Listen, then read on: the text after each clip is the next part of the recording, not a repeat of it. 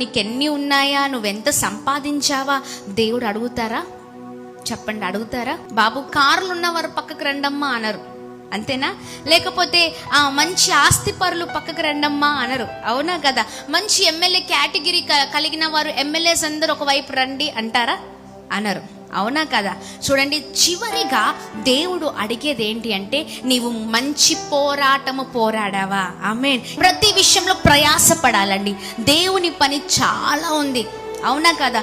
ఒక క్రైస్తవుడిగా నిత్యము 365 రోజులలో ఎంతసేపు దేవుని పరిచర్య చేస్తున్నారు చెప్పండి? చేస్తున్నారా? చేయం కదా. చెప్పాలంటే వేళ్లతో లెక్క పెట్టచ్చు, అవునా కదా? ఇదిగో ఈ రోజు ఒక ఆదివారం చేశాను, లేకపోతే ఒక రోజు చేశాను, లేకపోతే ఒక 10 రోజులు చేశాము అని చెప్పగలుగుతాం. కానీ మిగతా రోజుల సంగతి ఏంటండి, అవునా కదా?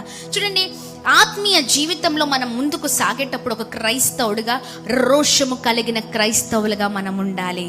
ఆమేన్. ఎన్ని బాధలున్నా, ఎన్ని పరిస్థితులున్నా ఏంటండి, దేవుని స్తుతించే విధముగా మన జీవితాలు ఉండాలి. ఆమేన్.